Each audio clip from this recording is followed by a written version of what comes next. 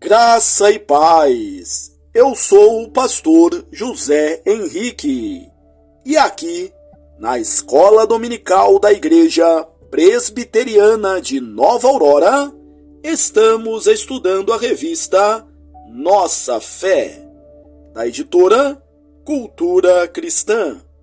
Tema trimestral: Unidade que transforma. A Igreja que Deus quer. Em busca da unidade. Lição 4. Textos básicos. Gálatas 1, 8 e 9. 1 aos Coríntios 12, 12 e 13. E aos Hebreus 12, 4 a 13. Introdução. Todo cristão deseja que sua igreja seja unida de verdade. Mas esse cristão está disposto a pagar o preço? Se sim, que preço será esse? A lição de hoje deve nos fornecer a resposta a essa pergunta. Tópico 1. A centralidade da palavra. Gálatas 1, 8 e 9. Parece que os irmãos da igreja da Galácia tinham muitos problemas de relacionamento. Paulo precisou enfatizar que inimizades, porfias, ciúmes, iras, discórdias, dissensões, facções, também eram obras da carne e precisavam ser combatidas mediante o andar no Espírito. Confira Gálatas 5:20, Gálatas 5:19 e Gálatas 5:16. O problema por lá foi tão grande a ponto de Paulo escrever: se vós vos mordeis e devorais uns aos outros, vede que não sejais mutuamente destruídos. Gálatas 5:15. Se já é tão difícil ter plena comunhão com pessoas tão diferentes de nós dentro da igreja, tendo a palavra sempre a nos ensinar e a divertir, imagine sem ela. A Bíblia é o freio usado pelo Espírito Santo para conter nossa inclinação ao mal e nos orientar à prática do bem. O problema dos Gálatas é que eles estavam deixando as Escrituras como regra de fé e prática da igreja e dando atenção a líderes hereges que pregavam a insuficiência do Evangelho. Afirmavam que Cristo não era suficiente para a vida eterna e, por isso, era necessário voltar a algumas práticas judaicas do Antigo Testamento, como a circuncisão. Para acertar toda a situação, não somente sobre a doutrina correta, mas também sobre o amor cristão, Paulo apela a eles que retornem à palavra e diz que deveria ser considerado um maldito, mesmo um anjo vindo do céu que pregasse algo diferente. Letra A. A verdade da palavra. Ainda que nós, ou mesmo um anjo vindo dos céus. Gálatas 1, 8. O que Paulo quer dizer é que o respeito maior deveria ser demonstrado à verdade não as pessoas.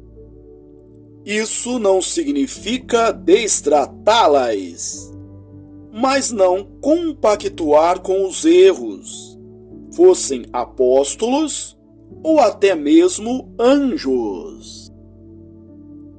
Paulo deu um exemplo bem interessante disso quando esteve com Silas na cidade de Bereia, Atos 17, 10 a 15. Aparentemente, os bereanos desconfiaram da pregação deles e quiseram examinar as Escrituras todos os dias para ver se as coisas eram de fato assim. Atos 17, 11. Por causa dessa prática, foram chamados mais nobres. B. Denunciar a mentira. Declarar que algo é anátema, Gálatas 1:8-9, é anunciar publicamente que tal coisa não presta para a igreja. Nossos relacionamentos precisam ser pautados e regulados pela palavra. Se eu sei ou ouço dizer que um irmão está em pecado, preciso confrontá-lo com a Bíblia a fim de recuperá-lo pessoalmente à santidade espiritual e conservar a pureza da igreja. Tópico 2. A correta ministração dos sacramentos. 1 Coríntios 11, 17 a 34, 12 e 13. Nos sacramentos, a ceia do Senhor e o batismo, percebemos elementos que conduzem a igreja à unidade. Cabe aos cristãos, então, celebrá-los como convém. Letra A. A ceia do Senhor. A igreja de Corinto tinha vários problemas que comprometiam sua unidade, tais como partidarismos e litígios, capítulo 3 e 5 e 6. Mas o que mais evidenciava isso era a maneira como os crentes se portavam na ceia do Senhor. Nessa igreja, a celebração da ceia do Senhor era mais parecida com uma refeição diária do que com a ceia que participamos hoje. Os crentes se reuniam para uma grande festa chamada ágape, amor em grego, no qual eram servidos pão e vinho. A desunião era claramente percebida por duas práticas, que eram igualmente nocivas. 1. Alguns se aproveitavam do vinho da ceia para se embebedar. Há também quem se embriague. 1 Coríntios 11, 21. 2. Como a ceia do Senhor era bem parecida com um banquete, uns chegavam antes dos outros e comiam tudo o que podiam, sem se preocupar com os que ainda chegariam. Consequentemente, alguns ficavam sem poder participar da ceia. Ao comerdes, cada um toma antecipadamente a sua própria ceia. 1 Coríntios 11, 21. Reparem na ênfase de Paulo. Não era a ceia do Senhor que eles celebravam, 1 Coríntios 11, 20. Mas cada um fazia sua própria ceia.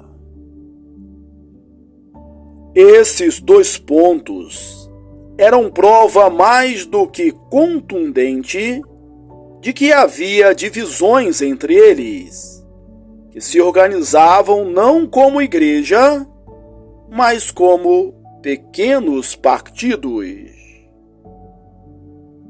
A ceia do Senhor nos remete ao tema unidade, pelo próprio assunto que ela carrega em si. Nela, celebramos a morte de Cristo ou a nova aliança no seu sangue. 1 Coríntios 11, 25. Jesus morreu na cruz para ajuntar sobre uma mesma fé todos aqueles que Deus lhe deu. João 6, 37. A motivação de Jesus em colocar à disposição sua carne, pão, e seu sangue, vinho, também é importante, pois ele não morreu na cruz por si, mas por nós. Enquanto os coríntios celebravam a mesa falsa, a mesa da discórdia, do egoísmo e da autossatisfação, a mesa verdadeira era aquela em que a abnegação e o altruísmo estavam presentes. Participar da ceia daquele modo somente despertaria a ira de Deus. 1 Coríntios 11, 29 a 30. Assim, eles deveriam esperar uns pelos outros. Quem estivesse com muita fome deveria comer antes de sair de casa. 1 Coríntios 11, 33 e 34. B. O batismo. 1 Coríntios 12, 12 a 13. Com o intuito de preservar ou resgatar a unidade da igreja de Corinto, Paulo apelou novamente para a celebração dos sacramentos. Assim como fez em relação à ceia do Senhor, ele faz com o batismo. Não existem duas ceias, assim como não existem dois batismos.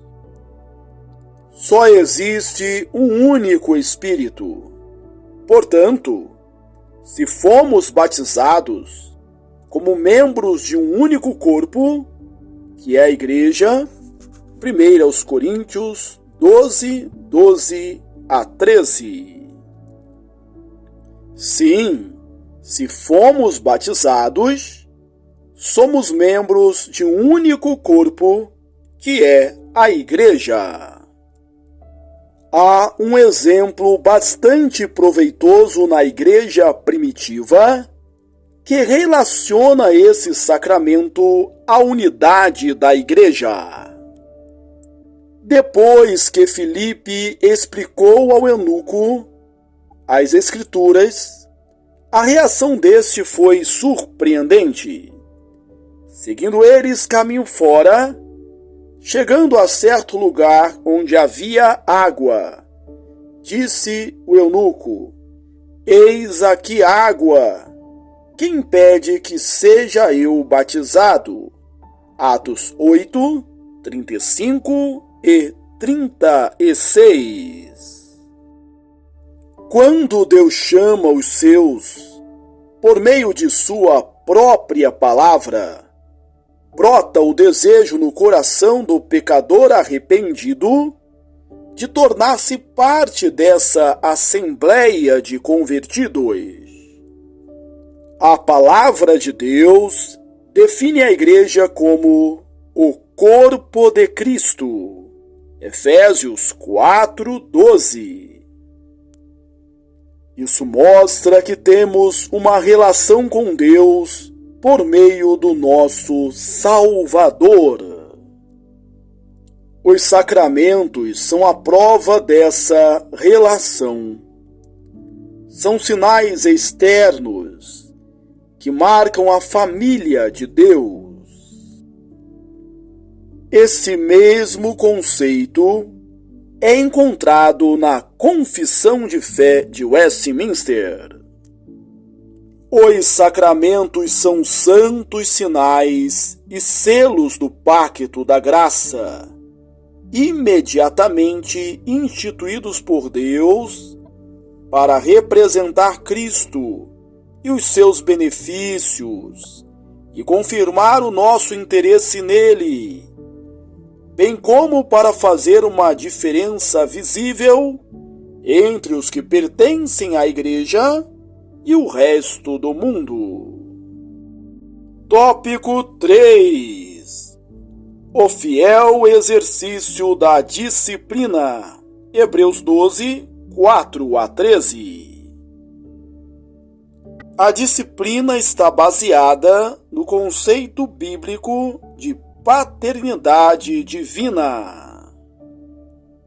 O Senhor corrige a quem ama e açoita a todo filho a quem quer bem. Hebreus 12, 6. Por ser mal interpretada, a disciplina eclesiástica tem sido negligenciada em nossos dias. Grande parte dessa culpa é do sentido que frequentemente damos a ela. Enquanto a palavra de Deus deixa claro que seu fundamento é o amor, Deus vos trata como filhos, Hebreus 12, 7, nós a interpretamos como vingança. A Bíblia nos ensina a necessidade da disciplina em nosso lar. Porém, essa disciplina nunca deve ser motivada pela raiva. Então você pode dizer: concordo com a disciplina no lar. Mas será que existe alguma base bíblica para a disciplina na igreja? A resposta é sim. A responsabilidade da disciplina foi dada pelo grande juiz à igreja. Por 2 vezes, Jesus disse aos discípulos que a eles era dada a chave do reino dos céus. O que ligares na terra terá sido ligado nos céus, e o que desligares na terra terá sido desligado nos céus. Mateus 16, 19 e 18, 18. Ainda dentro desse contexto de Mateus 18, 15 a 18, Jesus explica que a responsabilidade da disciplina também é pessoal. Cada um tem o dever de, ao ver algum irmão em pecado, por amor, censurá-lo e assim ganhá-lo para Deus novamente. Como mandou Jesus, a igreja deve exercer a disciplina. A disciplina tem por objetivo levar a igreja à obediência a Cristo em unidade e promover sua edificação espiritual. Quando Jesus Cristo ressurreto apareceu a João em suas visões apocalípticas, ele elogiou a igreja de Éfeso, Apocalipse 2:2, por ter exercido a disciplina, e condenou duas outras por não tê-lo feito, Apocalipse 2:14, 20 e 24. Para a igreja, a falta de disciplina é tão destrutiva quanto a falta de disciplina de um filho no nosso lar.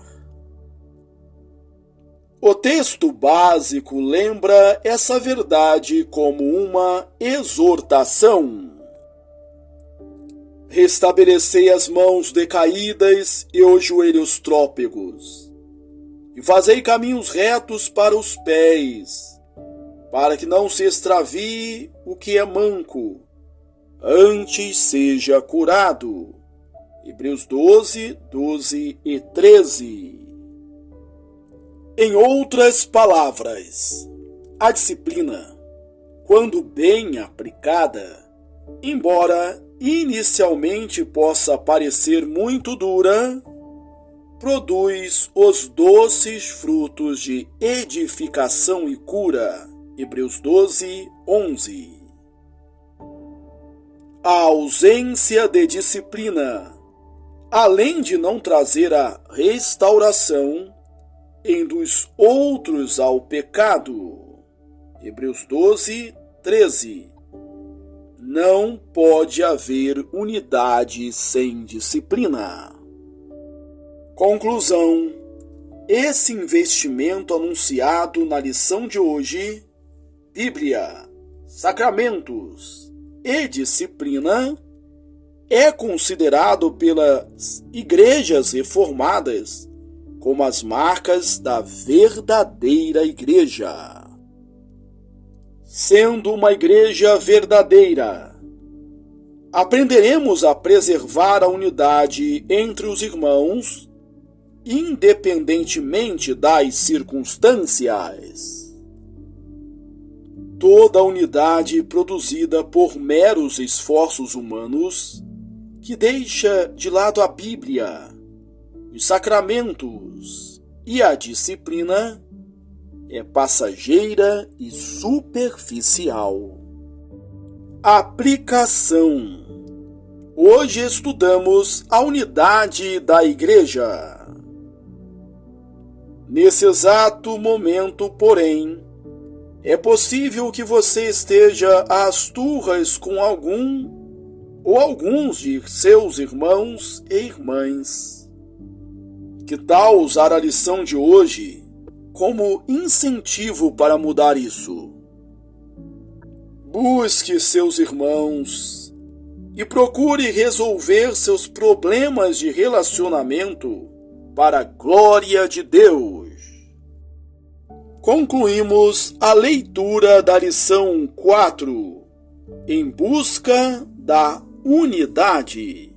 Textos básicos: Gálatas 1:8 e 9, 1 Coríntios 12:12 e 13 e aos Hebreus 12:4 a 13. Que bom que você chegou até aqui. Deus te abençoe ricamente. Aproveito esta oportunidade para convidá-lo a ler meus livros. Você é o que você fala e você é o que você planeja. Um forte abraço e até a próxima, se Deus quiser.